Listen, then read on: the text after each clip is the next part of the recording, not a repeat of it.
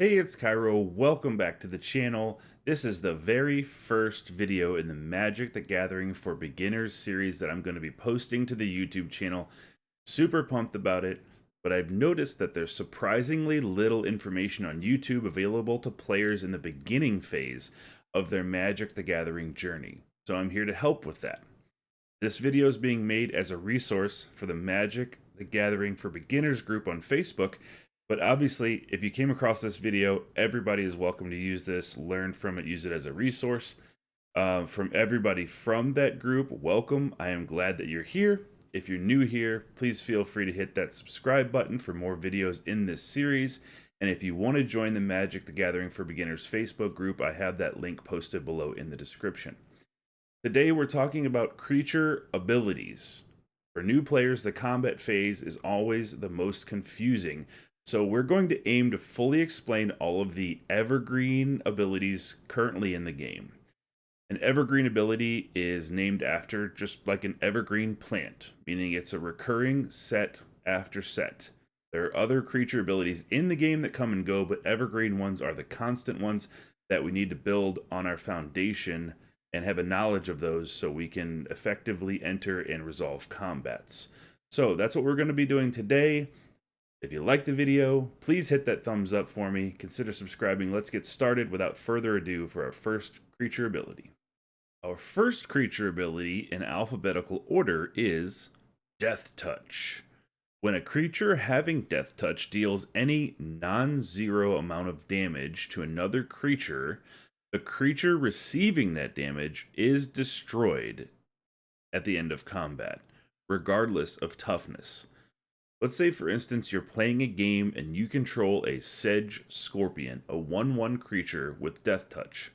Let's say your opponent controls a Gigantosaurus, a 10/10 creature. In combat, if your 1/1 creature with Deathtouch deals any damage to that Gigantosaurus, the Gigantosaurus is destroyed at the end of combat. Deathtouch can be very powerful defensively, disincentivizing your opponent from attacking with big creatures for fear of losing them to your creature with Deathtouch. Number 2 on our list is Defender. Defender is a pretty basic ability. It simply means a creature is unable to attack and can be used in combat only as a blocker. Some creatures with Defender do other things, like tap to deal damage or to gain life. The list goes on, but the fact remains that a creature with Defender cannot attack in combat unless a card specifically says otherwise. Creatures with Defender typically will have a higher power and or toughness than those without because of the drawback of only being able to be used to block. If your plan is to protect yourself early until you can cast bigger spells, creatures with Defender can be a viable option. Number 3 and number 4. First Strike and Double Strike. I'm going to go a little out of order here because you have to understand First Strike before getting into Double Strike. In traditional combat, with two creatures without First Strike, combat damage is done simultaneously. First Strike is an evergreen ability that states that a creature with First Strike deals its damage in combat before a creature without First Strike. The creature having First Strike deals it first, then the other creature gets to hit back, if it's alive. First Strike is a powerful ability that, combined with a high amount of creature power, can make sure you end up on the winning side of combat.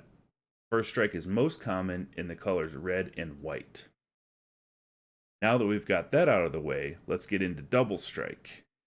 A creature with Double Strike deals its damage in two phases. In the first phase, it deals combat damage just like a creature with First Strike would. Then, at the time that the other creature is hitting back, it deals its damage again simultaneously to the creature that it's in combat with.